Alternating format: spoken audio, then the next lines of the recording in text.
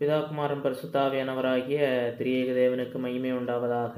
பிரசங்கி புத்தகத்தினுடைய நோக்கம், அந்த பிரசங்கி புத்தகத்தினுடைய நோக்கத்தை குறித்து நாம் கற்றுக்கொண்டோம். அப்படி கற்றுக்கொள்ளும் பொழுது அதோடு ஒரு கேள்வி எழுப்பப்பட்டது. சாலமோன் இன்றைக்கு பரலோகத்தில் இருக்கிறாரா என்கிற கேள்வி. இல்லை சாலமோன் ரட்சிப்பை இழந்தாரா என்று சிலர் கேட்பார்கள். இல்லை சாலமோன் பரலோகத்தில் இருக்கிறாரா என்கிற கேள்விக்கு உட்கேள்விகளாக பரலோகத்தில் அவர் ரட்சிப்பை இழந்தாரா, அவர் விசுவாச வீரர்கள் பட்டியல் வரவில்லையே என்கிற அநேக துணை கேள்விகள் இருக்கிறது. இந்த கேள்வியை நாம் கடந்த வாரத்தில் இதற்கு மேலோட்டமாக பார்த்தோம். இன்றைக்கு இந்த கேள்வியை நாம் இன்றைக்கு தியானிக்கலாம் என்று இருக்கிறேன். ஏனென்றால் இது இன்றைக்கு அநேகர் கேட்கிறார்கள் இந்த கேள்வி. ஏனென்றால் சாலமோன் எழுதிய புத்தகங்களை அநேகர் கவனமாக படிப்பதில்லை. ஏனென்றால் சாலமோனே பெண்கள் பண்பாக தெரிந்தவர் தானே, சாலமோன் இவ்வளவு தவறுகள் செய்தவர் தானே, ஆகையினால் அவர் சொன்னதிலே கேட்டு அவரே அப்படி இல்லையே என்று சொல்லி சாலமோன் எழுதிய புத்தகங்களை பார்க்கும்பொழுது உன்னத பாட்டு, பிரசங்கி, அநேக நீதிமொழிகளுடைய பெருவாரியான நீதிமொழிகள், சில சங்கீதங்கள், இவ்வளவு சாலமோனுடைய ஆக்கியனாக இருந்து எழுதியிருக்கிறார். ஆனால் அநேகர் இன்றைக்கு இவைகளை புறக்கணிக்கிறார்கள். இந்த சாலமோனை குறித்த, சாலமோனுடைய நித்தியத்தை குறித்த ஒரு கேள்வியோடு கூட. ஆகையினாலே அவருடைய புத்தகங்களுக்கும், அவரால் அவரை கொண்டு கத்தர் பயன்படுத்திய புத்தகங்களுக்கும் சிலர் கனம் கொடுப்பதில்லை.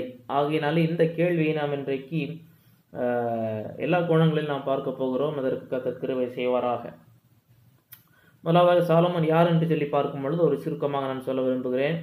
சாலமோன் சமஸ்திர இஸ்ரவேல் தேசத்தினுடைய 3வது அரசராக இருக்கிறார். சாலமோன், அதற்கடுத்த சவுல், அதற்கடுத்த தாவீது இருக்கிறார். தாவீதற்கும் உரியாவினுடைய மனைவியாய் இருந்த பர்சேபால் இடத்திற்கு உரியா மரித்து போகிறார். அது தாவீதனுடைய பாவத்தினாலே நடைபெறுகிறது. அதற்கு பிறகு பர்சேபாலை தாவீது தனக்கு மனைவியாக்கி கொண்டு அவர்களுக்கு பிறக்கக்கூடிய பிள்ளையாக தான் இந்த சாலமோன் காணப்படுகிறார். அவர் பைபிளுடைய பிரசங்கி, அநேக நீதிமொழிகள், உன்னத பாட்டு புத்தகம், சில சங்கீதங்கள் எழுதியிருக்கிறார் என்று சொல்லி பார்க்கிறோம். அவர் 40 ஆண்டுகள் சமஸ்திர இஸ்ரவேலை ஆட்சி செய்தார் என்று 1 ராஜாக்கள் 11:42 பார்க்கிறோம். அவர் தாவீதிற்கு பிறகு தாவீதிற்கு பிறகு அவர் அரசனாக 3வது அரசராகிறார்.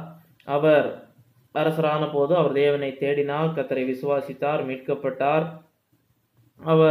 அவருக்கு தேவன் ஒரு ஆச்சரியமான ஒரு வாய்ப்பை கொடுத்தார். நீ என்ன கேட்டாலும் உனக்கு தருவேன் என்று சொல்லி சாலமோன் தன்னை தேவனுக்கு முன்பதாக தாழ்த்தி தேவனுடைய ஜனத்தை மேய்ப்பதற்கு, ராஜ்யபாரம் பண்ணுவதற்கு ஒரு ஞானத்தை கேட்டார் என்று பார்க்கிறோம். ஆகையினாலே தேவன் அந்த விண்ணப்பத்தை அங்கீகரித்து அவருக்கு அறிவையும் ஞானத்தையும் கொடுத்ததோடு மாத்திரமல்லாமல் பூமியில் உள்ள எல்லாரை விட ஞானத்தை அவருக்கு கொடுத்தார். 1 ராஜாக்கள் 10வது அதிகாரத்திலே பார்க்கிறோம். அதே போல் அவருடைய ஆட்சியின் பெருவாரியான காலகட்டங்களில் சமாதானம் இருந்தது என்று சொல்லி பார்க்கிறோம். அவருடைய அதீத ஞானம் பல இடங்களிலே விளங்கிட்டு என்று சொல்லி பார்க்கிறோம். உதாரணத்திற்கு 1 ராஜாக்கள் 3வது அதிகாரத்திலே ஒரு பிள்ளைக்காக 2 பெண்கள் உரிமை கொண்டாடுகிறார்கள். சாலமோன் அந்த பிள்ளை நான் 2ஆக துண்டிக்கப் போகிறேன், ஆளுக்கு பாதி எடுத்துக்கொள்ளுங்கள் என்று சொல்லும் பொழுது அதனுடைய மெய்யான தாய் அதை விரும்ப மாட்டாள். கண்டிப்பாக அந்த பிள்ளை இன்னொருத்தர் வளர்த்து கொள்ளட்டும், ஆனால் அந்த பிள்ளை சாகக்கூடாது என்று அவள் முடிவெடுப்பார்கள் என்று அறிந்து அப்படி சொல்லுகிறார். அப்படி இருக்கும் பொழுது உண்மை யார் உண்மையான தாய் என்று வெளியாகிறது என்று சொல்லி பார்க்கிறோம். அவருடைய ஞானத்தை குறித்து கேள்விப்பட்டு 1 ராஜாக்கள் 10 பார்க்கிறோம். ஷேபா நாட்டு ராஜஸ்திரீ 1200 மைல்கள் பிரயாணம் பண்ணி வந்தார்கள் என்று சொல்லி பார்க்கிறோம். அவர்கள் பல விடயங்களிலே கேட்ட கேள்விகளுக்கு அவர் பதில் கொடுக்கிறார் என்று சொல்லி பார்க்கிறோம். அதே போல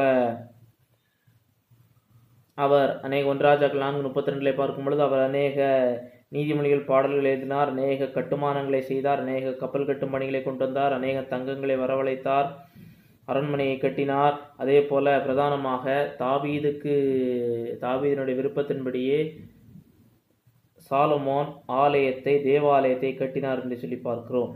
இப்படி சாலமோனுடைய வாழ்விலே அவருடைய அரசாட்சியின் துவக்கம் செம்மையாக இருந்தது. அவருடைய கட்டட பணிகள் மகிமை நிறைந்ததாக இருந்தது. இஸ்ரவேலுடைய மகிமையின் உச்ச நிலையில் அந்த தேசம் இருந்தது. பிற்காலங்களிலே சாலமோனுடைய வீழ்ச்சியை குறித்து, பின்மாற்றத்தை குறித்து பைபிள் பதிவு செய்திருக்கிறது. குறிப்பாக 1 ராஜாக்கள் 11ஆம் அதிகாரத்திலே முதல் 13 வசனங்களை நாம் பார்க்கும் பொழுது சாலமோனுடைய பின்மாற்றத்தை குறித்து நாம் பார்க்கிறோம். அதில் குறிப்பாக 9-10 வசனங்கள், கர்த்தரை விட்டு தன் இருதயத்தை திருப்பினான்.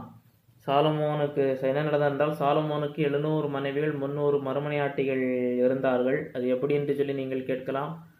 பண்டைய காலங்களிலே எல்லாம் அரசருடைய உரிமையாக தான் கருதப்பட்டது. அரசர் ஒரு பெண்ணை தனக்கு மனைவியாக்கி கொள்ள வேண்டும், இல்லை மறுமனையாட்டியாக்கி கொள்ள வேண்டும் என்று சொன்னால் அவர்கள் அப்படித்தான் ஆகிவிட வேண்டும்.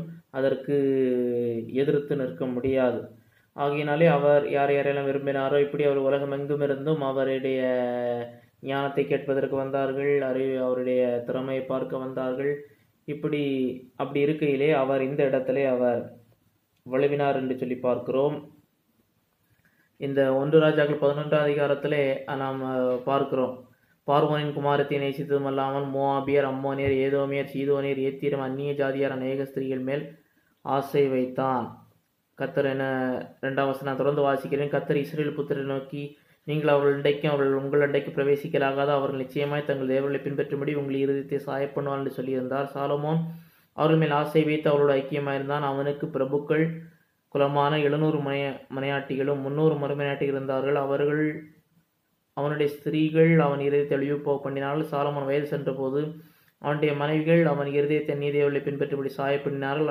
ஆகையினால் அவனுடைய இருதயம் அவன் தகப்பனாய் தாவீதை போல தன் தேவனாகிய கர்த்தரோடே உத்தமமாய் இருக்கவில்லை. சாலமோன் சீதோனியரின் தேவிய அஸ்தரோத்தையும் அம்மோரின் அருவருப்பை மில்கோமையும் பின்பற்றினான். சாலமோன் தன் தகப்பனாகிய தாவீதை போல் கர்த்தரை பூரணமாய் பின்பற்றாமல் கர்த்தரின் பார்வைக்கு பொல்லாப்பானதை செய்தான். அப்பொழுது சாலமோன் எருசலேமுக்கு எதிரான மலையிலே மோவாபியரின் அருவருப்பாகிய காமேசுக்கும் அம்மோன் புத்திரன் அருவருப்பாகிய மோளேக்கும் மேடையை கட்டினான். இப்படியே தங்கள் தேவர்களுக்கு தூபம் காட்டி பலியிடுகிற அந்நிய ஜாதியாரான தன் ஸ்திரீகள் எல்லாருக்கும் அவன் செய்தான்.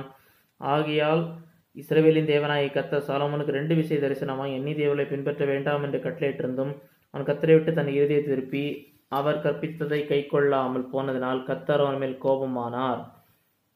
ஆகையால் கர்த்தர் சாலமோனை நோக்கி, நான் உனக்கு கட்டளையிட்ட உடன்படிக்கை என் கட்டளை நீ கை கொள்ளாமல் போன இந்த காரியத்தை செய்தபடினால் ராஜ்யபாரத்தை உன்னிடத்திலிருந்து பிடுங்கியதை உன் ஊழியக்காரர் கொடுப்பேன். ஆகிலும் உன் தகப்பனாகிய தாவீது நிமித்தம் நான் அதை உன் நாட்களில் செய்வதில்லை. உன் குமாரனுடைய கையிலிருந்து அதை பிடுங்குவேன். ஆனாலும் ராஜ்யம் முழுவதும் நான் பிடுங்காமல் என் தாசனாய் தாவீது நிமித்தம் நான் தெரிந்து கொண்ட எருசலேமின் நிமித்தம் ஒரு கோத்திரத்தை நான் உன் குமாரனுக்கு கொடுப்பேன் என்றார். அடுத்து அவருடைய வாழ்வின் முடிவை பற்றியெல்லாம் சொல்லப்பட்டிருக்கிறது.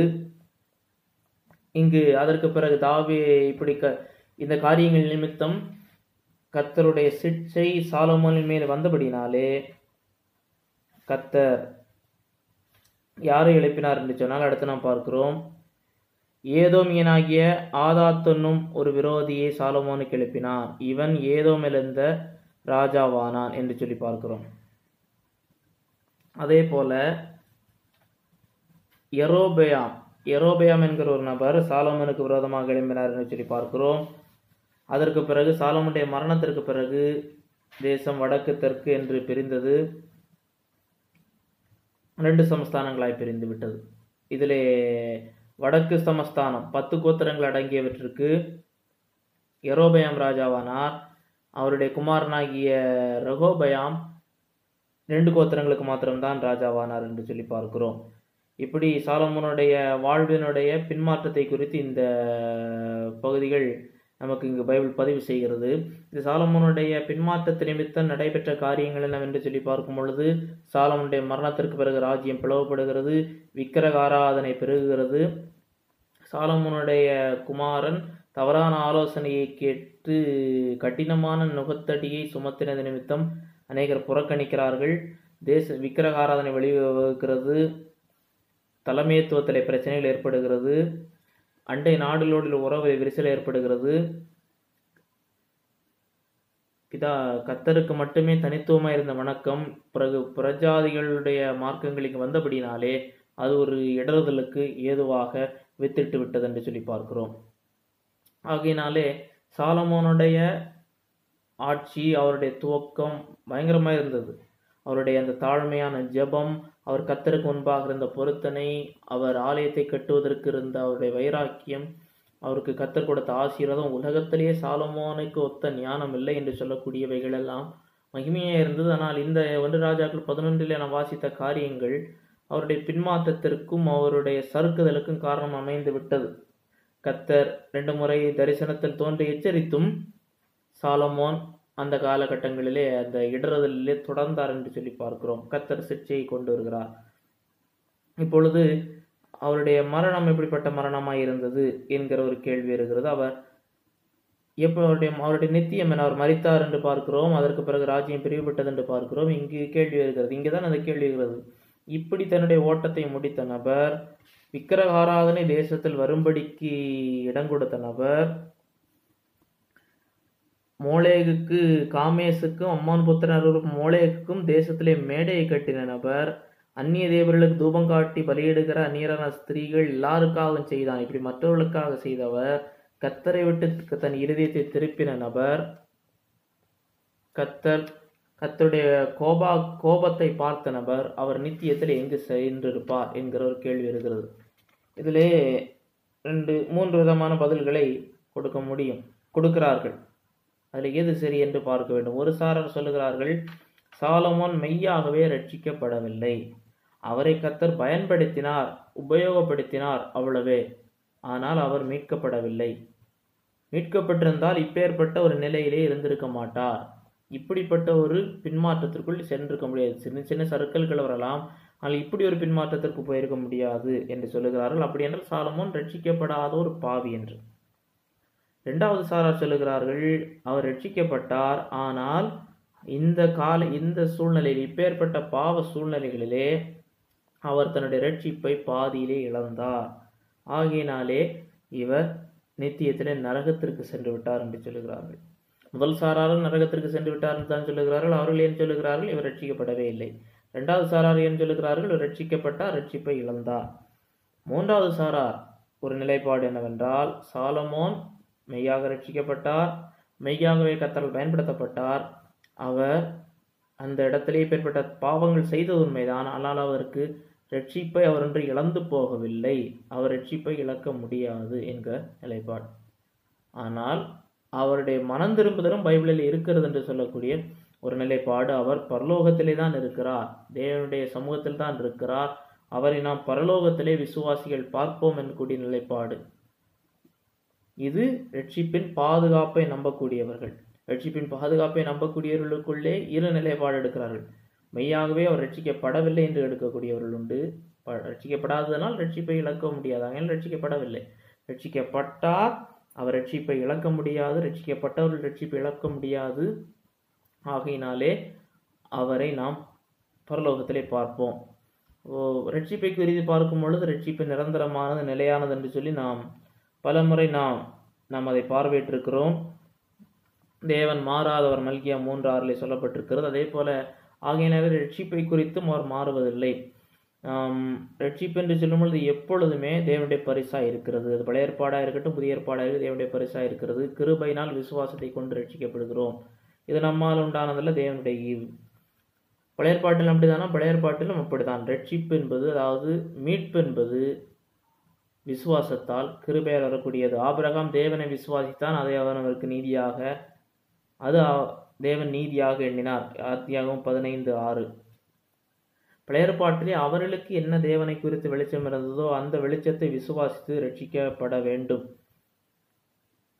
அப்போ தேவனுடைய கிருபை வரம் என்ன, பரிசு என்ன? நித்திய ஜீவன். ஒரு தற்காலிக ஜீவன் அல்ல, அது நித்திய ஜீவனாய் காணப்படுகிறது. இப்போ பழைய ஏற்பாட்டில் உள்ளவர்களுக்கு உண்டு.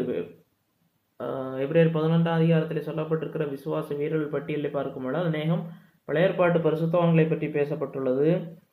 நம்ம இல்லாமல் அவர்கள் பூரணராகாதபடிக்கு, அப்படி என்றால் நாம் வர வேண்டும், அப்படி அவர்களும் பூரணராகுவார்கள் என்று பைபிள் சொல்லப்பட்டிருக்கிறது. ஆகையினால் ரட்சிப்பு அவர்களிடத்திலே கண்டிப்பாக நிச்சயமாக நிரந்தரமானது என்று ரோமர் 8 சொல்லுகிறது. கிறிஸ்துவின் அன்பை விட்டு எதுவும் நம்மை பிரிக்க முடியாது. ஆனால் பழைய ஏற்பாட்டிற்கும் புதிய ஏற்பாட்டிற்கும் சில வித்தியாசங்கள் உண்டு.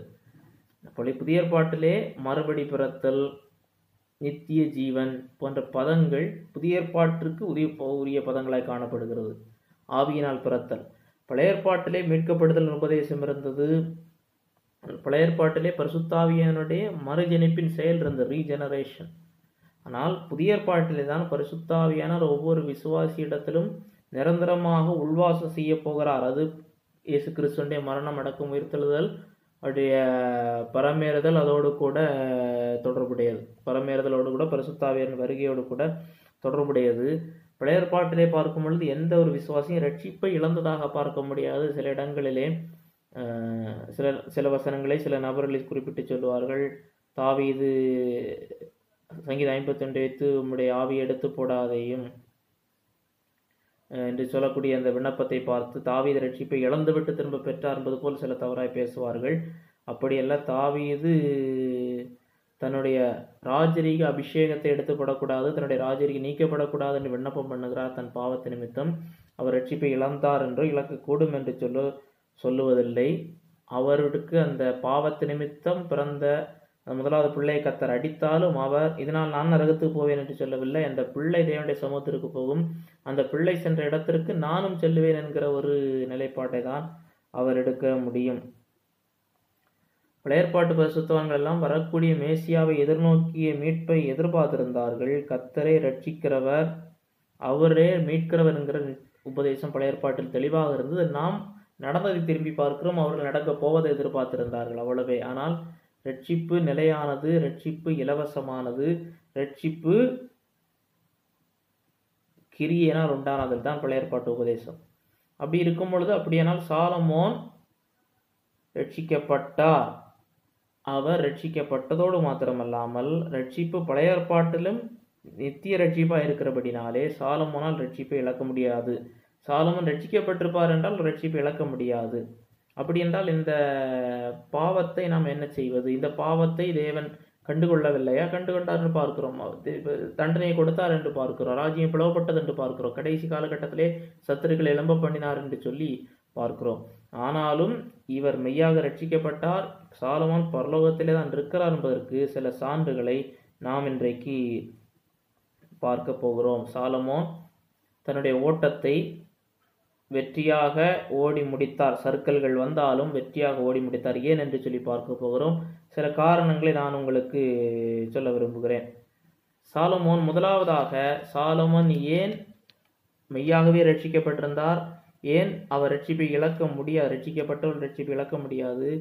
ஏன் அவர் மீட்கப்பட்டவராக தான் இருந்தார் என்று சொல்லி பார்க்கும் பொழுது, சாலமோன் 1 ராஜாக்கள் 11 அவர் கர்த்தரை விட்டு சில இடங்களிலே பின்பற்றாமல் இருந்தாலும் அவர் முழுவதுமாக கர்த்தரை விட்டு பின்வாங்கி விடவில்லை. நாம் 1 ராஜாக்கள் 11 பார்த்தோம். சாலமோன் அந்நிய தேச ஸ்திரீகளோடு செய்த திருமணம் அவரை பாவத்திற்கு நேராய் கர்த்தருக்கு விரோதமாய் நடத்தினது. கர்த்தர் அப்படி செய்வதனால் இருக்கக்கூடிய தண்டனைகளை சொன்னார். அதற்குரிய அவர் இந்த தவறுகளை செய்த போது, பாவங்களை செய்த போது அதற்குரிய சிக்ஷையின் தண்டனையை பெற்றார் என்று சொல்லி பார்க்கிறோம். ஆனால் இங்கே நாம் பார்க்கக்கூடிய காரியம், சாலமோன் கர்த்தரை முழுவதுமாக விட்டுவிடவில்லை. ஒரு வசனத்தை படிக்கலாமா? 1 ராஜாக்கள் 11 அதிகாரம் 6வது வசனத்தை படிக்கலாமா? 1 ராஜாக்கள் 11 அதிகாரம் 6வது வசனம். சாலமோன் தன் தகப்பனாகிய தாவீதைப் போல் கர்த்தரை பூரணமாய் பின்பற்றாமல் கர்த்தரின் பார்வைக்கு பொல்லாப்பானதை செய்தான். கர்த்தரை பூரணமாய் பின்பற்றாமல், தாவீதை நிறுத்தி பார்க்கும் பொழுது சாலமோன் அந்த அளவிற்கு பூரணமாக பின்பற்றவில்லை. 4வது வசனம் நம்ம என்ன பார்க்கிறோம்? தன் தாவீதின் இருதயத்தை போல தேவனாகிய கர்த்தரோட உத்தமமாக இருக்கவில்லை. ஆங்கிலத்தில் நான் பார்க்கக்கூடியது not perfect with Lord is God. கர்த்தரோடு பர்ஃபெக்டா இல்லை, அப்போ இம்பர்ஃபெக்டா இருக்கிறது. நம்ம இந்த வசனங்களை நாம் வாசித்தேன். இதில் என்ன தெரிகிறது? இவர் நேரடியாக விக்கிரக ஆராதனைக்கு இறங்கினதாக நான் பார்க்க முடியவில்லை. இவர் இந்த விக்கிரகங்களை எல்லாம் யாஹ்வே தேவனுக்கு இணையானவராக கருதி ஏற்றுக்கொண்டு அவைகளுக்கு முன்பாக நமஸ்கரித்ததாக பார்க்கவில்லை. அந்த பெண்களுக்காக அவர்களை திருப்திப்படுத்த இவைகளை செய்தான் என்று சொல்லி பார்க்கிறோம். அவர்களோடு ஐக்கியமாயிருந்தான். அவர்கள் வழிவு போக பண்ணினார்கள். அவன் அந்நிய தேவர்களை பின்பற்றும்படி சாய பண்ணினார்கள். மில்கோமையும் பின்பற்றினான் என்று சொல்லி பார்க்கும் பொழுது, அவர்கள் பின்பற்றினான் என்று சொல்லி பார்க்கும் பொழுது எந்த விதத்திலே பின்பற்றினான்? மேடையை கட்டினான். யாருக்காக செய்தான்? பலியிடுகிற அந்நியரான தன் ஸ்திரீகள் எல்லாருக்காகவும் செய்தான். இந்த தூபம் காட்டினதெல்லாம் யாருக்காக செய்கிறாரு? அந்த ஸ்திரீகளுக்காக இவைகளை செய்தான். கர்த்தர் சாலமோனுக்கு 2 விஷயம் தரிசனமாகி, பின்பற்ற வேண்டாம், நீ அங்கு ஐக்கியமாகாதே என்று சொல்லி இருந்தும் அவைகளை செய்தான். ஆகையினாலே நாம் பார்த்தது போல கர்த்தருடைய சிக்ஷை வந்தது. கர்த்தர் அவருக்கான தண்டனை கொடுக்கிறார். அதே போல 14 25 வரை பார்க்கும் பொழுது சாலமோனுக்கு எதிராளிகளை எழும்ப பண்ணினார். 26 40 வரை பார்க்கும் பொழுது யெரொபெயாம் சாலமோனுடைய வாழ்நாளிலே அவருக்கு விரோதமாக எழும்பி அவருக்கு விரோதமாக கலகம் பண்ணினார் என்று சொல்லி பார்க்கிறோம். ராஜாக்கள் எதிராக எழும்புகிறார்கள். சொந்த நாட்டிலிருந்தே ஒருவர் எதிராக எழும்புகிறார். அதே போல அவருக்கு பிரச்சனைகள் ஆரம்பித்து விட்டது என்று சொல்லி பார்க்கிறோம்.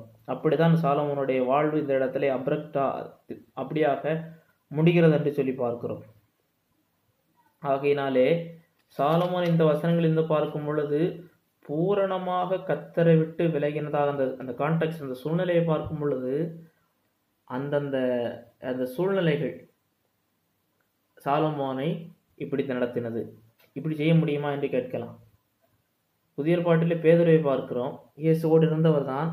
சூழ்நிலை என்று வரும் பொழுது இயேசுவை சபிக்கவும் சத்தியம் பண்ணவும் தொடங்கினார் என்று சொல்லி பார்க்கிறோம். அது விழுகை இல்லையா? அது விழுகை தான். இயேசுவை சபித்தால் சத்தியம் பண்ணினார். அது சாதாரணமானதில்ல. சபிக்கிறது சத்தியம் பண்ணுவது தெரியாது என்று சொல்வது வேறு, சபித்து சத்தியம் பண்ணுவது என்று சொல்லக்கூடியது அது அதை எப்படி சபித்திருப்பாருன்னு சத்தியம் பண்ணி சபிக்கிறது என்று சொல்லக்கூடியது சாதாரணமானதல்ல. ஆனால் அதுக்கு ஒரு சூழ்நிலை இருந்தது. அடிப்படையிலே பேதுரு இயேசுவை வெறுக்கவோ சாபமிடவோ துச்சமாய் பேசவோ இல்லை. இயேசுவை மேல் அவ்வளவு அன்பு வைத்திருந்தது உண்மை. ஆனால் சில காரணங்களாலே, பயத்தினாலே ஒரு சூழ்நிலைகள் தவறாய் நடத்திவிட்டது. அதே போன்றுதான் இந்த இடத்திலே நாம் பார்க்க வேண்டும். அவர் அடிப்படையிலே இந்த விக்கிரகங்களை கடவுள் என்று சொல்லி பின்பற்றவில்லை. அந்த பெண்களை திருப்திப்படுத்துவதற்காக செய்தார். அது கர்த்தருக்கு பிரியமில்லாமல் போயிற்று. அதிலே ஒரு ராஜா கோட்டை விட்டிருக்க கூடாது. கர்த்தருடைய பார்வையின்படி செய்திருக்க வேண்டும். அதனால் அந்த ராஜ்யம் பிளவுபட்டது என்று சொல்லி பார்க்கிறோம். அதனாலே அதற்குரிய அவருடைய பிற்காலங்களிலே தேசத்திலே சமாதானம் இல்லாமல் போயிற்று. ஆகையினாலே சாலமோன் முழுவதுமாக கர்த்தரை விட்டு புறக்கணித்தான் என்று சொல்லி நாம் இந்த வசனம் எடுத்துக்க முடியாது. அடுத்ததாக பார்க்கும் பொழுது சாலமோன் நரகத்திற்கு போகக்கூடியவராக இருந்தார். நரகத்தில் இருக்கக்கூடியவராக இருந்தால் தேவன் சில வாக்கு தத்தங்களை சாலமோனை கொடுத்து சொல்லி இருந்தார். ஒரு வசனத்தை வாசியுங்கள்.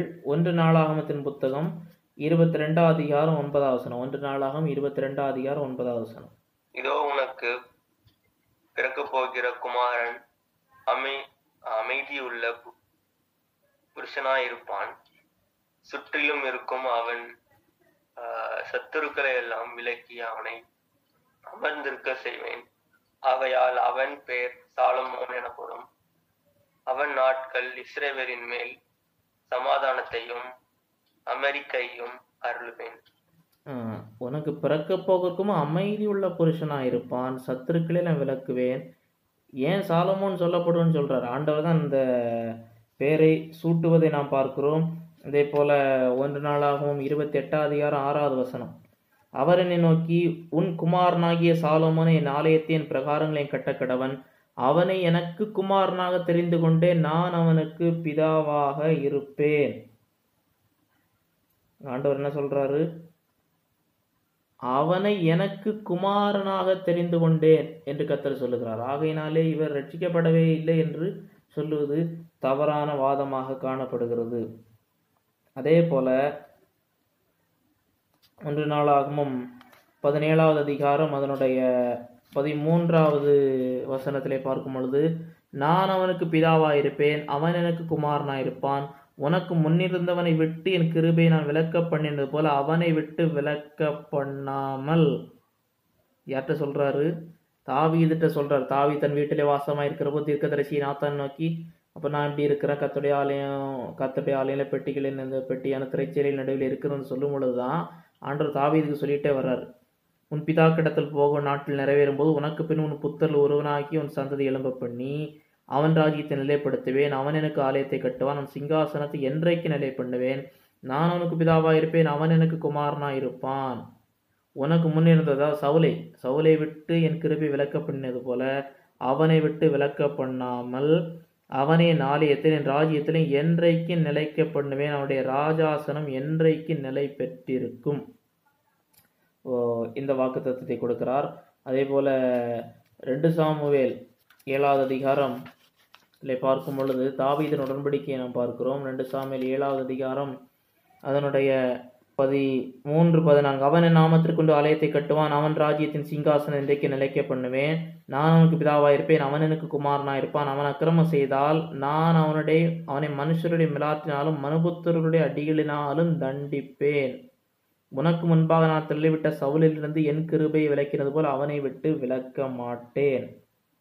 ஆண்டவர் என்ன செய்கிறார்? அவன் என்னுடைய குமாரன், அவன் என்ன செய்வேன்? அவன் தப்பு செய்யும் போது நான் அவனை தண்டிப்பேன், ஆனால் என் கிருபையை விலக்க மாட்டேன் என்று ஆண்டவர் சொல்லுகிறார். ஆகையினாலே தாவீதுக்கு இப்படி சாலமோனுக்கு இப்படி கொடுத்தப்பட்ட விசேஷ வாக்குத்தத்தத்தை போல பழைய ஏற்பாட்டில் நாம் அநேக காரியங்களை பார்க்க முடியாது. அடுத்ததாக சாலமோனுடைய பிறப்பிலேயே தேவன் சாலமோனை அன்பு கூர்ந்தார் என்று சொல்லப்பட்டிருக்கிறது. 2 சாமுவேல் புத்தகம் 12வது அதிகாரம் 24வது வசனம். பின்பு தாவீது தன் மனைவியாக பத்சேபாளுக்கு ஆறுதல் சொல்லி அவளிடத்தில் போய் அவளோட சயனித்தான். அவள் ஒரு குமாரனை பெற்றாள். அவனுக்கு சாலமோன் என்று பெயரிட்டான். அவனிடத்தில் கர்த்தர் அன்பாயிருந்தார் என்று சொல்லி சொல்லப்பட்டிருக்கிறது. பின்பு அவன் தீர்க்கதரிசியை நாத்தான் எடுப்பவன் கர்த்தர் நிமித்தம் அவனுக்கு எதிதியா என்று பெயரிட்டான். அதற்குள்ளே யோவாப் அம்மாருடைய ரப்ப பட்டத்தை நிறுத்தம் பண்ணி ராஜாதானி காரியங்கள் சொல்லப்பட்டிருக்கிறது. எதிதியா என்று சொன்னால் கர்த்தரால் சிநேகிக்கப்படுகிறவன் என்று அர்த்தம். கர்த்தரின் நிமித்தம் அவனுக்கு எதிதியா என்று பெயரிட்டான். அவனிடத்தில் கர்த்தர் அன்பாக இருந்தார் என்று சொல்லி பார்க்கிறோம்.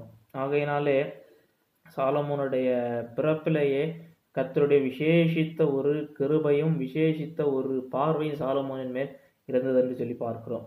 அதே போல சாலமோன் ரட்சிக்கப்படவில்லை என்று சொல்லுகிறவர்களுக்கு இன்னொரு பதில் அடுத்த காரிய பாயிண்ட். 1 ராஜாக்கள் அதனுடைய 3வது அதிகாரம் அதனுடைய 3வது வசனம். 1 ராஜாக்கள் 3வது அதிகாரம் 3வது வசனம். சாலமோன் கர்த்தரிடத்தில் அன்பு கூர்ந்து தன் தகப்பனாகிய தாவீதின் கட்டையில் நடந்தால், ஆனாலும் அவன் மேடைகளிலே பலியிட்டு தூபம் காட்டி வந்தான். சாலமோன் கர்த்தரிடத்தில் அன்பு கூர்ந்தான் என்று சொல்லி சொல்லப்பட்டிருக்கிறது. அதாவது பைபிளிலே பார்க்கிறோம், அடிப்படையிலே ரோமர் புத்தகத்திலே பார்க்கிறோம், நாம் தேவனில் அன்பு கூற முடியாது. தேவனிடத்தில் அன்பு கூற வேண்டும் என்று சொன்னால் அவர் மீட்கப்பட்டவராக இருக்க வேண்டும். இப்போது சாலமோனுடைய அன்பு பூரணமான அன்பா என்று கேட்டால் அந்த அன்பிலே குறைவு இருந்தது. ஆனால் தேவன் சாலமோனிடத்தில் முதலாவது அன்பு கூர்ந்திருந்தபடியினாலே தான் சாலமோனுடைய நித்தியமும் ரட்சிப்பும் பாதுகாப்பாக இருக்கிறதுன்னு நம்ம சொல்ல முடியும். அதே தான் நம்முடைய வாழ்க்கையில் நாம் ஒப்பிட்டு பார்க்க முடியும். நாம் தேவனிடத்தில் அன்பு கூறுகிறோமா? அன்பு கூறுகிறோம்.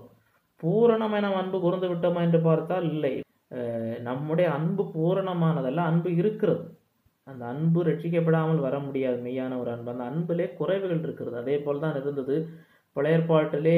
புதிய ஏற்பாட்டு விசுவாசிகளுக்கு இருக்கிற சில விசேஷித்த பரிசுத்தாவினுடைய செயல்கள் பழைய ஏற்பாட்டு விசுவாசிகளுக்கு கிடையாது என்பதை நீங்கள் கவனத்தில் கொள்ள வேண்டும். இன்றைக்கு இருக்கக்கூடிய நமக்கு கர்த்தருடைய உபதேசத்தினுடைய முழுமையான வெளிச்சம், பரிசுத்தாவியானவருடைய உள்வாசம் செய்கிற பணி, கர்த்தராகிய இயேசு கிறிஸ்துவனுடைய ஆசாரிய பணிந்து பேசுகிற பணி, அவைகள் அன்றைக்கு இல்லாதிருந்தது. ஆகையினாலே நீங்கள் அவற்றையும் கவனத்தில் கொள்ள வேண்டும். அடுத்ததாக ஏற்கனவே பார்த்தது போல சாலமோனுக்கு கர்த்தர் கொடுத்த சிட்சை 2 சாமுவேல் 7வது அதிகாரத்திலே நாம் பார்த்தோம். சாலமோன் அவன் தவறு செய்தால் நான் சிட்சிப்பேன் என்று சொன்னார். எப்படி சிட்சித்தார்?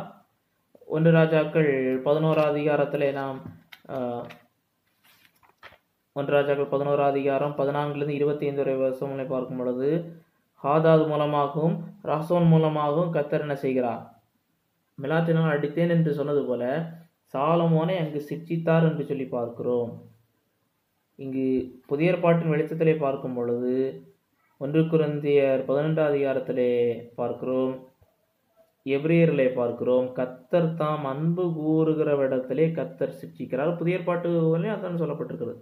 எவனிடத்தில் அன்பு கூறுகிறாரோ அவனை கர்த்தர் சிட்சிக்கிறார் என்று பார்க்கிறோம். கர்த்தர் அன்பு கூறுகிறவரிடத்தில் சிட்சிக்கிறார்.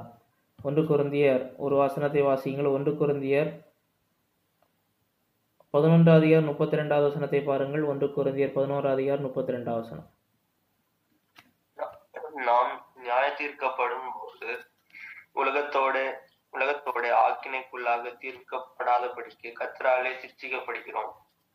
கர்த்தராலே சிட்சிக்கப்படுகிறோம். ஒன்றை அறிந்து கொள்ள வேண்டும், விசுவாசிகளுக்கு கர்த்தருடைய சிட்சை, பாவிகளுக்கு தேவனுடைய கோபாக்கினை. இந்த ரெண்டு நான் ஏற்கனவே உங்களுக்கு பல முறை பிரசங்கித்திருப்பேன். விசுவாசிகளுக்கு கர்த்தருடைய சிட்சை. மெய்யாகவே நான் விசுவாசி என்று சொல்லிவிட்டு பாவ வாழ்க்கையில் தொடரும் போது ஒரு சிட்சையும் பார்க்க முடியவில்லை என்று சொன்னால் அவர்களுடைய ரட்சிப்பை உண்மையாகவே அவர்கள் மீட்கப்பட்டார்களா என்கிற கேள்வி உண்டு.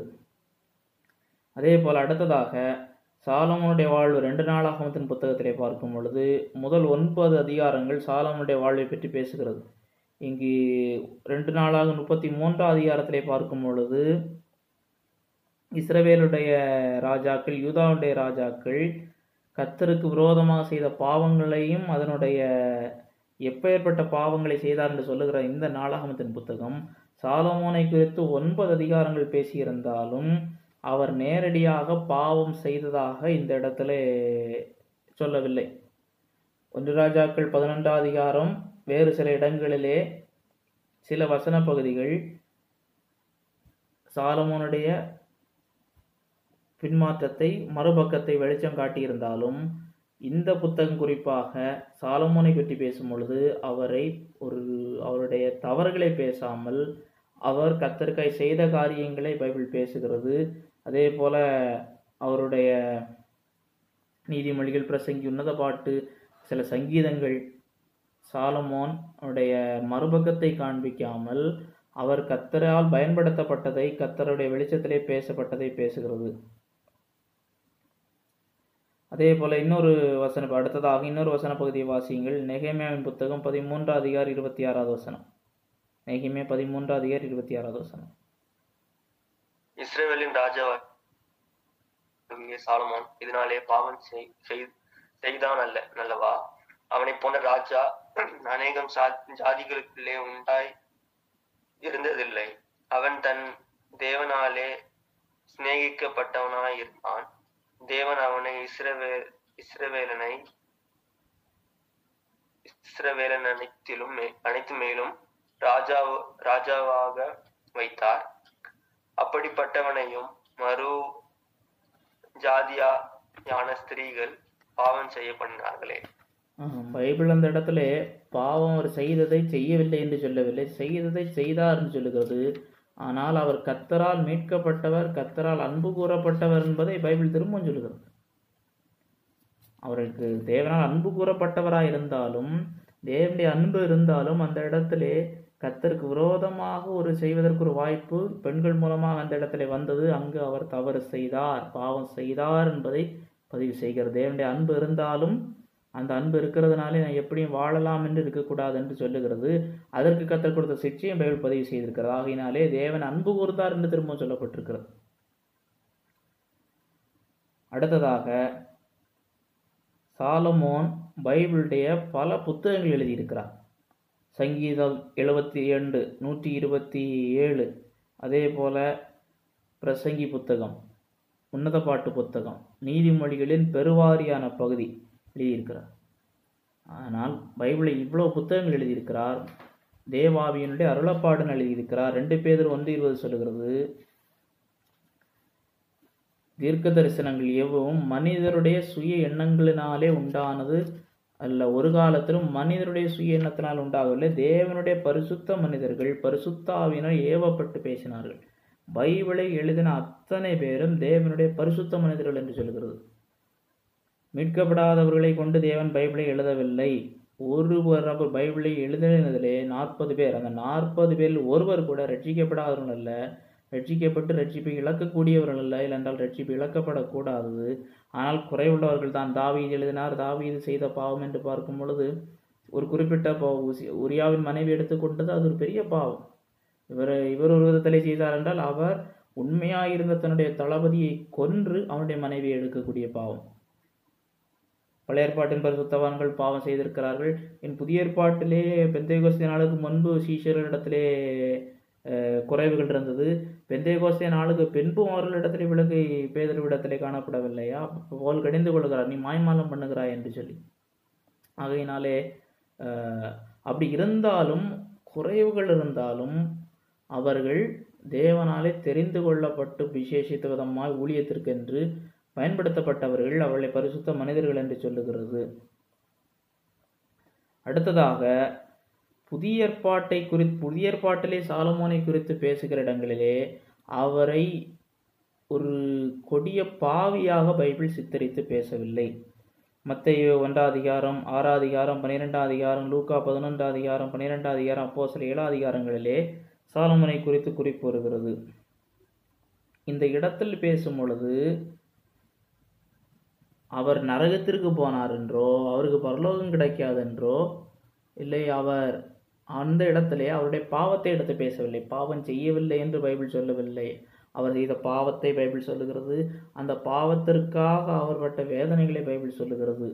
பிரசங்கியின் புத்தகத்திலே பார்த்தால் அவர் அதனால் பட்ட கஷ்டங்களை அவரே சொல்லுகிறார், நான் உணர்ந்து கொண்டேன் என்று சொல்லி. ஆகையினாலே புதிய ஏற்பாடு பேசும் பொழுது பேசுகிறதுனாலே அவரை சாலமோனிலும் பெரியவர். இயேசு கிறிஸ்து தன்னை ஒப்பிடும் பொழுது சாலமோனை வைத்து ஒப்பிடுகிறார். ஒப்பிடும் பொழுது அந்த பாவகிரியை வைத்து ஒப்பிடவில்லை. சாலமோனுடைய ஞானம் என்று பேசும் பொழுது அவைகளை சாலமோனுடைய மகிமை என்று பேசும் பொழுது ஒப்பிடுகிறார். இங்கே நாம் 9 காரணங்களை நாம் பார்த்தோம். ஏன் சாலமோன் நித்திய ஆக்கினை அடைந்திருக்க முடியாது? முதலாவது, சாலமோன் முழுவதுமாய் கர்த்தரிடத்தில் பின்வாங்கி போகவில்லை. தாவீதுக்கு சாலமோனை குறித்து தேவன் கொடுத்த வாக்கு தத்தங்கள். தேவன் சாலமோனின் பிறப்பிலிருந்து தேவன் சாலமோனை நேசித்தார். சாலமோன் தேவனை நேசித்தார். தேவன் சாலமோனை சிட்சித்தார். 2 நாளாகமத்தில் சாலமோனை குறித்து சொல்லப்பட்டிருக்கிற காரியங்கள். 7வது, தேவன் சாலமோனை நேசித்தார் என்று நெகேமியா புத்தகம் சொல்லுகிற காரியங்கள். அடுத்ததாக, சாலமோனை தேவன் பரிசுத்தாவியானுடைய ஏவுதலை கொடுத்து பைபிளுடைய புத்தகங்களை 1க்கு மேற்பட்ட புத்தகங்கள் எழுதுவதற்கு அனுகிரகம் பண்ணி இருக்கிறது. அடுத்ததாக 9வது, புதிய ஏற்பாட்டில் சாலமோனை பற்றி பேசும் பொழுது அவருடைய எதிர்மறையை பற்றி பேசாமல் அவரை நேர்மறையாக தான் பேசியிருக்கிறது. இன்னும் ஒரு முக்கியமான காரணத்தை நாம் பார்க்க முடியும். சாலமோனுடைய நித்தியத்தை குறித்து பார்க்கும் பொழுது அவருடைய வாழ்விலே சிம்சோனோடு கூட ஒப்பிட்டு பார்க்க முடியும். நியாயாதிபதிகள் 14ஆம் அதிகாரத்தில் பார்க்கும் பொழுது சிம்சோனும் கூட பாவத்தில் விழக்கூடிய சூழ்நிலை வந்தது என்று சொல்லி பார்க்கிறோம். குறிப்பாக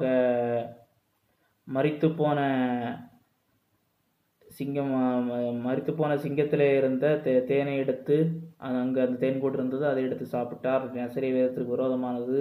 வேசியிடத்திற்கு சென்றார். அவருடைய வாழ்வு என் ஜீவன் மடிய கடவுள் என்று சொல்லி அதற்கும் அவர் காரணமாயிருந்தார். இந்த இடங்களிலே பார்க்கும்பொழுது நேரடியாக அவர் நான் வேசிய இடத்திற்கு போனதற்கு மன்னிப்பு கேட்கிறேன் என்றோ, என்னுடைய நசரேய வேதத்துக்கு விரோதமாக பேசினதுக்கு மன்னிப்பு கேட்கிறேன் என்றோ, என் ஜீவன் பெலிஸ்தியருடைய மடிய கடவுள் அப்படி அவர் சொல்லக்கூடாது. நான் மரித்து போக வேண்டும் என்று சொல்வது தேவனுடைய சித்தம் அல்ல. இதற்கு நேரடியாக மன்னிப்பு கேட்டார் என்று பார்க்க முடியாது. ஆண்டவரே, இந்த ஒரு விஷயம் எனக்கு இறங்கும் என்று கேட்டார். ஆனால் தனிப்பட்ட விதத்திலே இவைகளுக்கு கேட்டார் என்று பார்க்க முடியாது. என்னால் என் ஜீவன் மடிய கடவுள் என்று சொல்லிவிட்டு மரித்து விடுகிறார் என்று பார்க்கிறோம். அவருடைய மனதில் என்ன ஓட்டங்கள் இருந்தது என்று சொல்லக்கூடிய நமக்கு தெரியவில்லை. ஆனால் சிம்சோனுடைய பெயர் இப்படி மீண்டும் மீண்டும் தவறு செய்யக்கூடியவராய் இருந்தாலும் அவர் எபிரேயர் 11ஆம் அதிகாரத்திலே விசுவாச வீரர்கள் பட்டியலிலே வருகிறார் என்று சொல்லி பார்க்கிறோம். எதற்கு சிம்சோனை ஒப்பிடுகிறேன் என்று சொன்னால், சிம்சோனுடைய பேர் விசுவாச வீரர்களின் பட்டியலிலே வருகிறது, சாலமோனுடைய பேர் வரவில்லை. ஆனால் சிம்சோனுடைய வாழ்விலே பார்க்கும் பொழுது சிம்சோனுடைய பாவங்களை பைபிள் சொல்லுகிறது. சிம்சோன் கடைசி நேரத்திலே ஆண்டவருடைய இரக்கத்திற்காக கெஞ்சினதை பைபிள் சொல்லுகிறது. அவருடைய கண்கள் பிடுங்கப்பட்ட போது, ஆனால் தனிப்பட்ட விதத்திலே அவர் ஒவ்வொரு பாவத்திற்காக மன்னிப்பு கேட்டது போல எல்லா பாவத்தையும் மன்னிப்பு கேட்டார் என்று பதிவு செய்யப்படவில்லை. இல்லை, அவர் என் ஜீவனை பெலிஸ்தரிடம் மடிய கடவதென்று சொல்லுவது அது தேவனுடைய சித்தம் என்று நாம் எடுக்கக்கூடாது.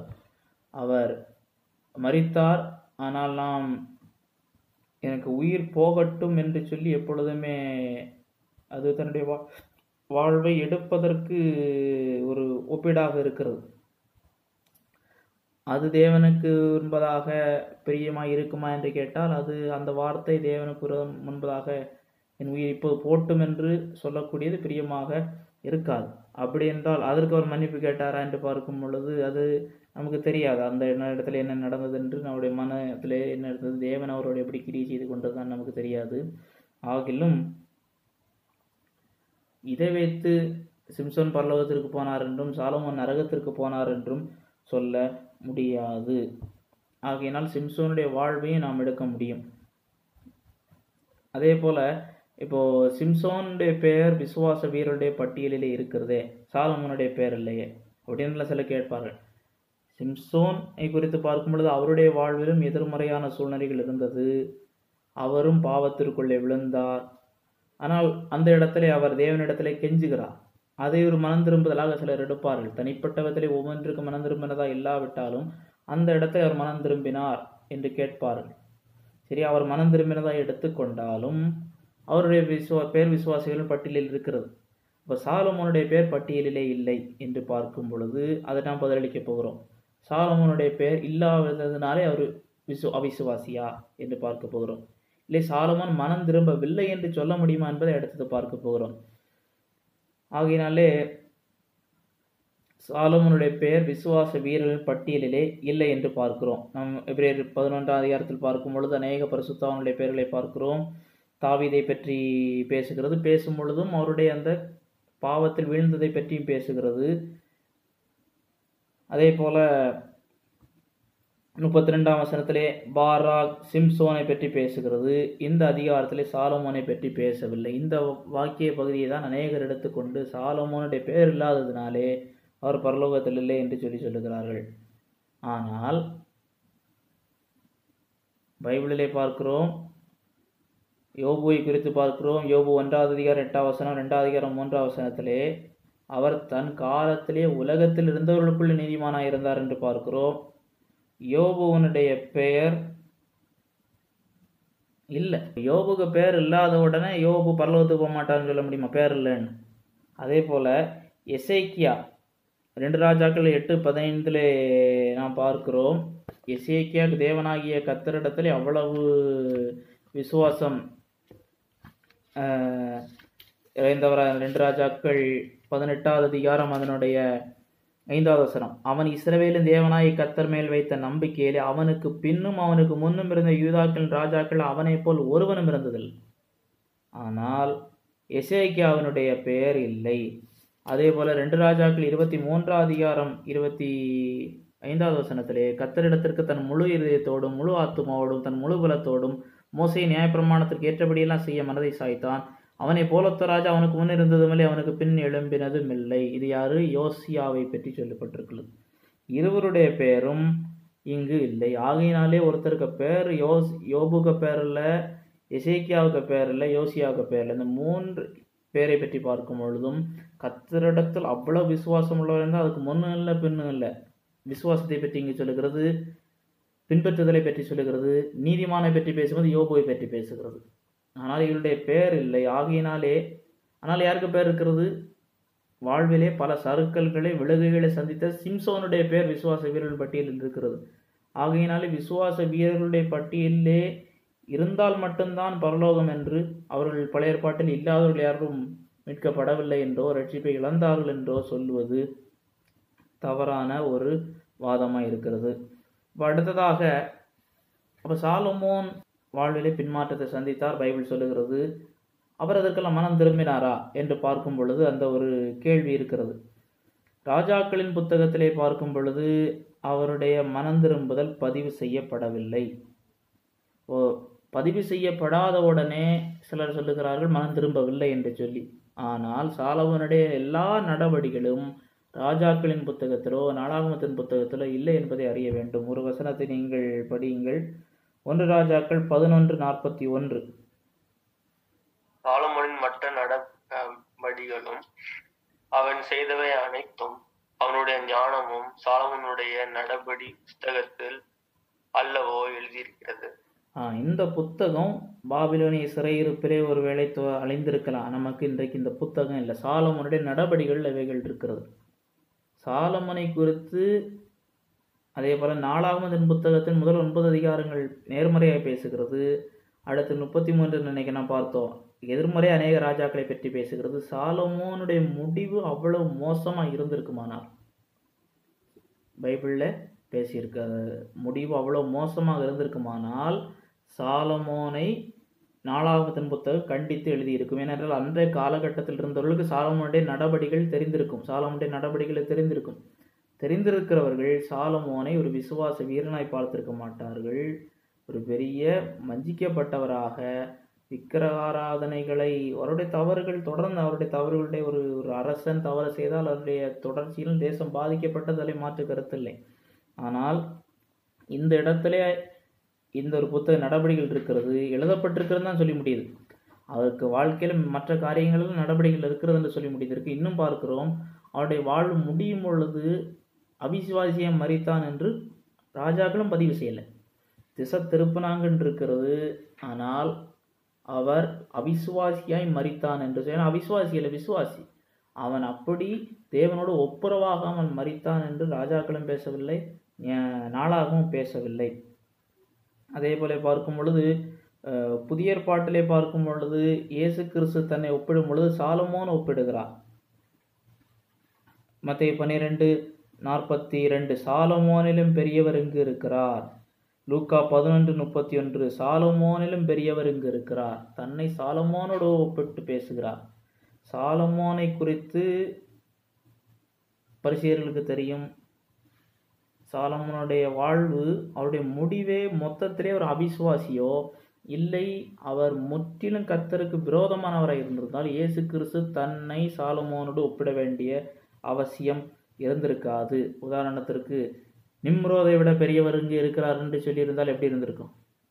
கர்த்தருக்கு முன் பலத்த வேட்டைக்காரனா கர்த்தருக்கு விரோதமாக நான் என்னை விட பெரிய ஆள் கிடையாது. அவன் கர்த்தருக்கு நேரடியாக விரோதமாக தன் வானலாவு வானத்திற்கே சென்று எனக்கு யுத்த வீரத்தை அங்கே மேலே வந்து என்ன செய்வேன், அங்கே மேலே ஒரு கடவுள் இருந்தால் அந்த கடவுளே நான் சண்டை போடுவேன்னு சொல்லக்கூடிய பராக்கிரமசாலி, பலத்த வேட்டைக்காரன். அப்போ ஆண்டவர் வந்து நிம்ரோதை விட நான் பெரியவர்னு சொல்லியிருக்கலாமே. உதாரணத்திற்கு சொல்கிறேன், நேபுகாத் நேச்சாரை விட பெரியவன் சொல்லியிருக்கிறாமே. ஆகையினாலே இந்த இடத்துல இயேசு கிறிஸ்து பேசும் பொழுது இதை எடுக்கிறதுனாலே சாலமோன் ஒருவேளை நரகத்திற்குள்ளே இருப்பார் என்று சொன்னால் இயேசு கிறிஸ்து சாலமோனை பேசியிருக்க மாட்டார் என்று எடுக்க முடியும். அதே போல சாலமோனுடைய மணிமண்டபம் என்று சொல்லி யோவான் 10:33, அப்போஸ்தலர் 3:11, அப்போஸ்தலர் 5:12 போன்ற வசனங்களிலே சாலமோனுடைய மணிமண்டபம் என்று சொல்லி ஆலயத்திலே ஒரு பகுதியாக இருக்கிறது. ஆகையினாலே சாலமோனுடைய நித்தியத்தன்மை குறித்து நமக்கு கேள்வி எழ வேண்டிய அவசியம் இல்லை. அதே போல இன்னொன்று, சாலமோன் நரகத்திற்கு போனார் என்றோ ரட்சிப்பு இழந்தார் என்றோ பைபிளில் எந்த குறிப்பும் இல்லை. அதையும் அறிந்து கொள்ள வேண்டும். சரி, இப்படி ஒரு கேள்வி இருக்கிறது, சாலமோன் நரகத்துக்கே போயிட்டாருன்னு எடுப்போம்.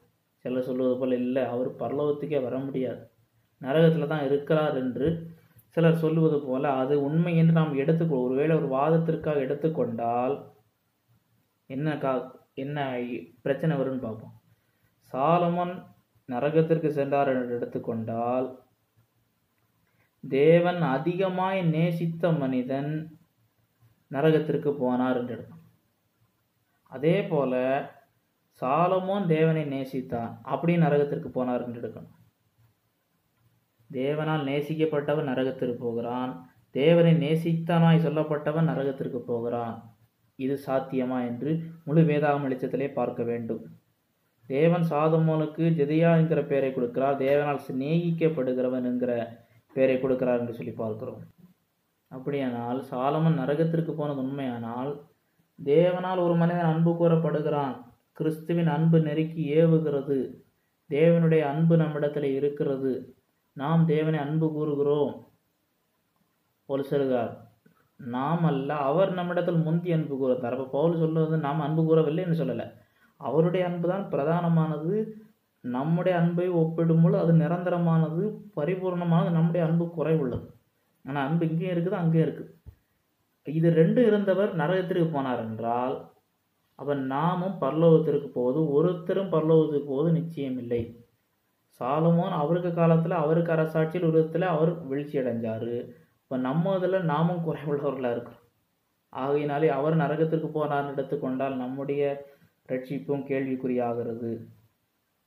ரெண்டாவது, சாலமோன் நரகத்திற்கு போகிறவராக இருந்தால் பைபிளே புத்தகங்களை எழுதினவர், பைபிள் சொல்லுகிறது தேவனுடைய பரிசுத்த மனிதர்கள் என்று சொல்லி, அவன் பரிசுத்த மனிதர்கள் இருந்தால் அசுத்தவானாய் காணப்படுகிறான் என்று சொல்லி எடுக்க வேண்டியிருக்கும்.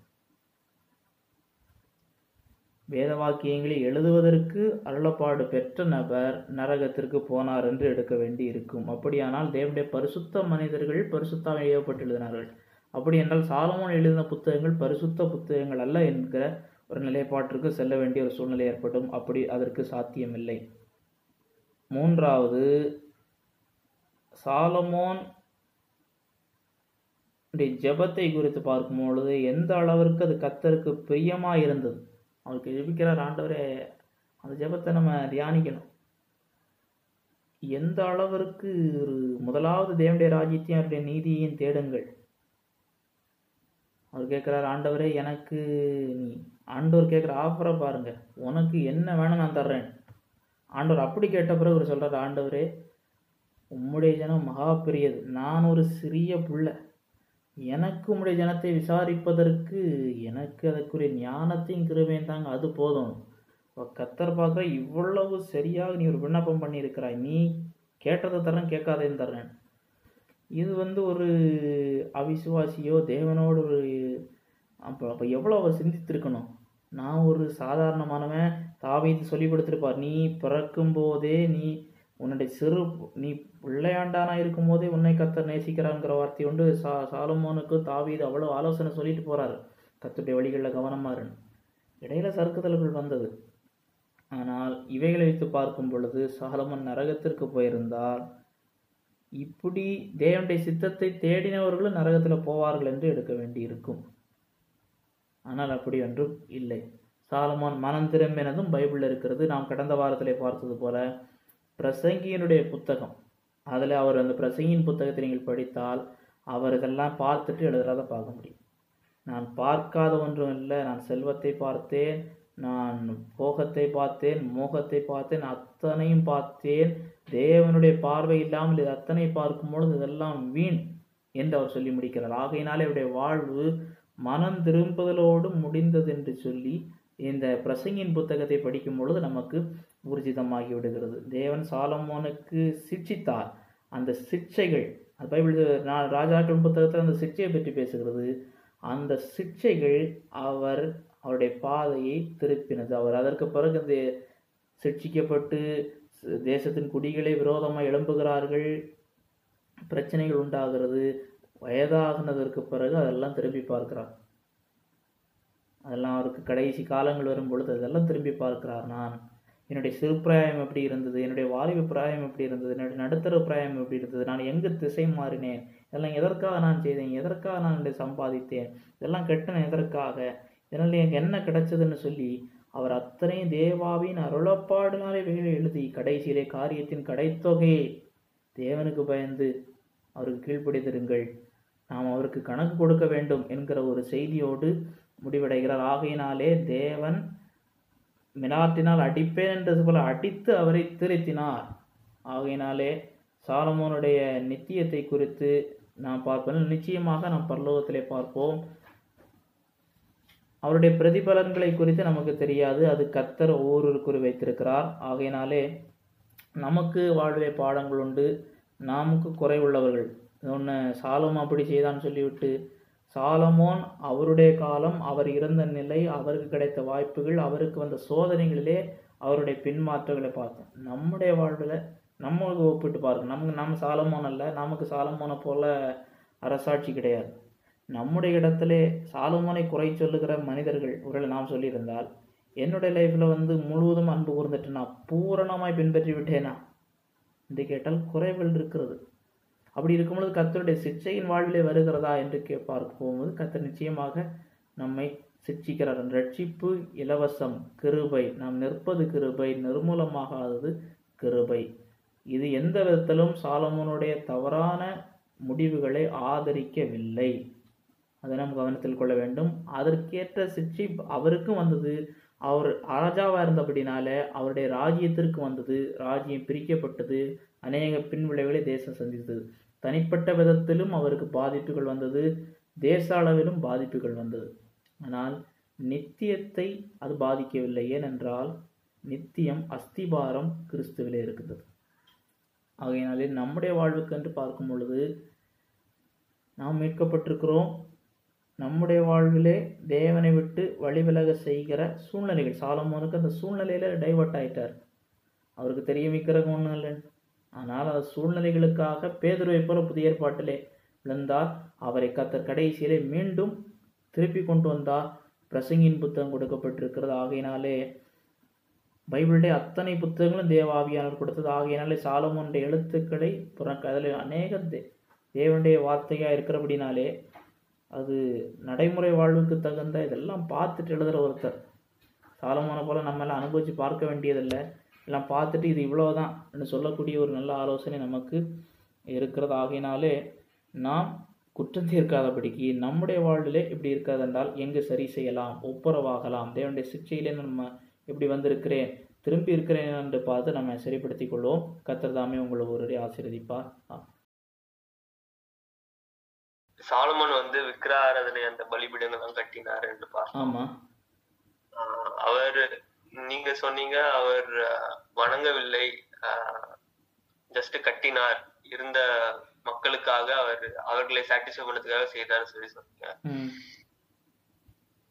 அந்த மக்கள் கூட இந்த பெண்களுக்கு கூட சொல்லியிருக்க முடியல, நீங்களும் சேர்ந்து வணங்குங்க, எங்க கூட சேர்ந்து வணங்குங்க அப்படின்னு சொல்லிட்டு.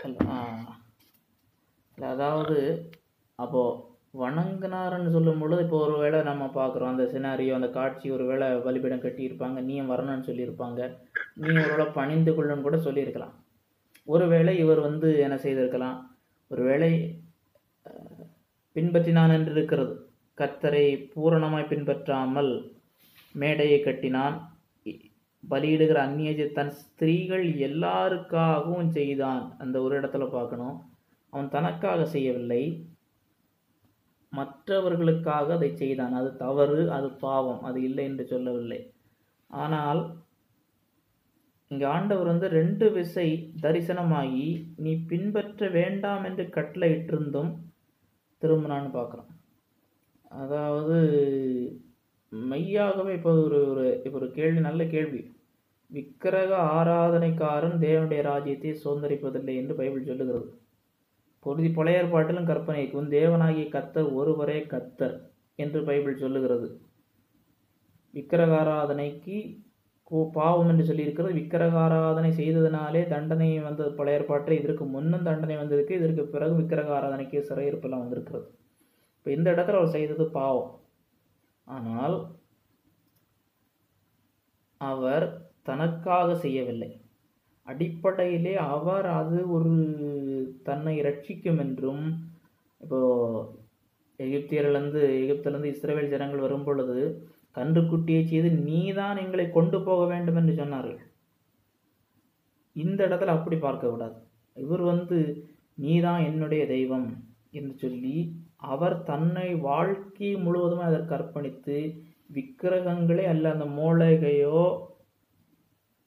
மோளேகுக்கோ அம்மோனுக்கோ அந்த காமேசுக்கோ அவர் கர்த்தர் தெய்வமில்லை என்று சொல்லிவிட்டு போனதாய் பார்க்க முடியாது. அவர்களுக்காக அவர்களை திருப்திப்படுத்துறதுக்கு உனக்கு என்ன வேணும், கட்டிக்கா, வரணுமா, நான் வர்றேன், சரி பின்பற்றிக்கோ என்று சொல்லி பலிபீடங்களை கட்டுறாரு. பலி செலுத்தணுமா செலுத்திக்கோ என்று சொல்லி, அதனால தான் கர்த்தர் தரிசனமாக நீ பின்பற்றாதப்பான்னு சொல்கிறார். உண்மையாகவே அவர் அப்படி பேர்ப்பார் என்று சொன்னால், கர்த்தர் எப்படி 2 விசை தோன்றி இன்னும் ஒருத்தர் கர்த்தரை முழுவதும் விட்டுட்டு கர்த்தரை தேவன் இல்லை என்று சொல்லிவிட்டு போகும்போது கர்த்தர் தோன்றி இருப்பாரா என்கிற கேள்வி உண்டு. அதாவது இதில் தான் பார்க்க வேண்டும், மனிதன் முகத்தை பார்ப்பான், சாமுவேல் டாண்டர் சொல்வார், தேவனோ இருதயத்தை பார்க்குறாரு. இவர் பண்ணது தப்பு. மெய்யாகவே விக்கிரகத்தை, கல்லை, அதாவது பழைய ஏற்பாட்டிலே பாகாலை பின்பற்றி போனவர்கள் உண்டு, மோளேக பின்பற்றினவர்கள் உண்டு, கன்றுக்குட்டியை பின்பற்றினவர்கள் உண்டு. கர்த்தரை தேவனென்று வணங்காமல், கர்த்தரை ஏற்றுக்கொள்ளாமல் தங்கள் இருதயபூர்வமாக தங்களை விற்று போட்டவர்கள் உண்டு. இந்த இடத்துல நம்ம அப்படி எடுத்துக்கொள்ள முடியாது. அவர்களுக்காக செய்தார். அந்த இடத்துல அவர் செய்திருக்க கூடாது. அது ஆண்டவரே சொல்லியிருந்தார், ஆண்டவர் செய்யக்கூடாதுன்னு சொல்லியிருந்தார். நீ இப்படி ஐக்கியமாக இருந்தால் வழி விலகி போக பண்ணுவார்கள், டிசீவ் பண்ணி கொண்டு போவாங்க. அந்த இது அங்கே கண்டிப்பாக நடந்தது. ஆகையினாலே அதை நாம் அதை வேறுபடுத்தி பார்க்க அறிந்திருக்க வேண்டும். இப்போ நம்ம புதிய ஏற்பாட்டில் பார்க்குறோம், பொருளாசையாகிய விக்கிரக ஆராதனைன்னு பார்க்குறோம். அப்போ பொருளாசை இருந்தால் அது விக்கிரக ஆராதனை என்று பைபிள் சொல்லுகிறது. விக்கிரக ஆராதனைன்னு சொன்ன உடனே அது ஆகையினாலே கர்த்தர் தெய்வம் இல்லை, பொருள் தான் கடவுள் என்று போய் விழுந்து வணங்குகிறோம் என்று எடுக்க முடியுமா? அப்படி எடுப்பதில்லை. அது ஒரு ஐடோலேட்ரி. அதே போல் ஒவ்வொன்றுக்கும் ஒரு ஒரு ஒரு ஃபேஸ் இருக்கிறது. அது எந்த விதத்தில் செய்தார்கள். இப்போ ஒரு குற்றம் இருந்தாலும், இப்போ ஒருத்தர் இன்றைக்கு இந்த ஒரு கேபிட்டல் பனிஷ்மெண்ட், மரண தண்டனை குறித்து பார்ப்பீர்கள் என்றால், கொலை செய்த எல்லாரையும் மரண தண்டனையிலேயே அரசாங்கம் தூக்கி போடவில்லை இந்தியாவை பொறுத்த வரைக்கும். அப்போ ஒரு கொலை நடந்த உடனே எல்லாருக்கும் கொடுக்கல. ஒரு கொலை நடந்தாலே கொலை தான். ஆனால் அதை எப்படி பார்க்கிறார்கள் என்றால், அது ஒரு திடீரென்று ஒரு திட்டமிடாத ஒன்றால், நீ திட்டம் பண்ணி செய்த ஒன்றா, ரெண்டுக்குமே தண்டனை வித்தியாசப்படுது. அதற்குரிய கேசஸ் எல்லாம் பார்ப்பாங்க. இது எந்த சூழ்நிலை இருந்தது, சும்மா பேசிக்கிட்டு இருப்பாங்க, திடீர் கோபத்தில் இல்லை திடீர் வைராக்கியத்தில் இல்லை சும்மா அடித்ததில் செத்துருப்பார். அது எப்படி மரணம் வந்தது, இல்லை திட்டமிட்டு இவங்களை எப்படி கொலை பண்ணணும்னு திட்டமிட்டு நீ செய்ததா? ஒரே தவறு தான், ஆனால் அதுக்கு தண்டனை வித்தியாசப்படுகிறது. புரியுறதா? இன்றைக்கு நம்முடைய சட்டத்திலே இருக்கிறது ஒரு தவறு தான், ஆனால் அந்த தவறுக்குரிய விழாது எந்த சூழ்நிலையிலே அதுக்கு தான் சாட்சிகளை விசாரிக்கிறார்கள். பைபிளும் பார்க்கலாம், தண்டனைகளிலே வித்தியாசம் உண்டு இருக்கிறது. ஆகையினாலே இதை நாம் அப்படி பார்க்க வேண்டியதில்லை. சாலமோன் அதுதான் பைபிள் சொல்லுகிறது, அவர்களுக்காக செய்தான்னு சொல்லுது. தனக்காக தான் நேரடியாக போய் பணிந்து கொண்டான், தான் அதற்கு மேல் ஒரு ஈர்ப்பு வந்தது அப்படின்னா நம்ம எடுத்துக்கலாம். புரிஞ்சு தெளிவாச்சுதா? Okay brother. சப்போஸ் நம்ம இன்னொரு சினாரியோ இமேஜின் பண்ணி பார்த்தா, சாலமோன் ஒருவேளை யெகோவா தேவன் உண்மையான தேவன் இல்லை என்பதை அறிக்கையிட்டு அவர் அதுக்கு பணிஞ்சிருந்தா அவருடைய சால்வேஷனுக்கு என்ன ஆகும்? அது இழக்கப்படுமா இல்லாட்டி? இல்லை, ரட்சிப்பு இழக்காதுன்னு பார்க்குறோம். உண்மையாக ரட்சிக்கப்பட்டவர் அப்படி யெகோவா தேவனே கிடையாதுன்னு சொல்ல முடியாது. இப்போ யோனாவை பார்க்குறோம், அவர் நினிவேக்கு போச்சுன்னா தர்சீஸுக்கு போனார். அங்கே போய் நித்திரை பண்ணுறாரு. அவங்க எல்லாம் உடனே புயல் வருகிறது, பணிந்து கொள்ளுது, அவங்க இதெல்லாம் தேவர்களுக்கு இது பண்ணுறாங்க. இவர் உண்மையை சொல்கிறாரு. ஒரு பின்மாற்றம் தீர்க்கதரிசி அவருக்கு வாழ்வில் வந்தது. ஆனால் எந்த இடத்துலையும் ஒரு தீர்க்கதரிசி இப்போ சாலமோன் பார்க்கும் பொழுதும் கர்த்தரிடத்துல உண்மையாக அன்பு கூர்ந்தவங்க இப்போ பின்மாற்றம் வந்திருக்கிறது. இப்போது நான் தான் பேதுருவை ஒப்பிட்டு சொன்னேன். பேதுரு உண்மையாகவே இயேசுவிடத்தில் அன்பு கூர்ந்தார், அது உண்மை. ஆண்டவரே உமக்கான உயிரை கொடுப்பேன்னு உண்மை. அவர் இதை சும்மா எடுத்து விடுவோன்னு சொல்லலை. ஆனால் அவருக்குள்ளேயும் ஒரு மாம்சம் இருந்தது, பலவீனம் இருந்தது. ஒரு முழுமையாக கர்த்தரோடு அவர் இன்னும் இல்லை, நீ பிற்பாடு வருவாய், நான் உனக்காக ஜெபிக்கிறேன், நீ பிற்பாடு வருவாயெல்லாம் ஆண்டவர் சொல்கிறார். அப்போ நீ சபிக்கவும் சத்தியம் பண்ண தொடங்கிட்டார். அவர் சபிக்கவும் சத்தியம் பண்ண தொடங்கின உடனே யூதாஸை போல இவர் இருந்தாருன்னு எடுக்க முடியாது. யூதாஸ் ஆரம்பத்திலே திருடனாக இருந்தான்னு பைபிள் சொல்லுகிறது. ஆகையினாலே சாலமோன் வந்து அப்படி செய்வார்னு எதிர்பார்க்க முடியாது.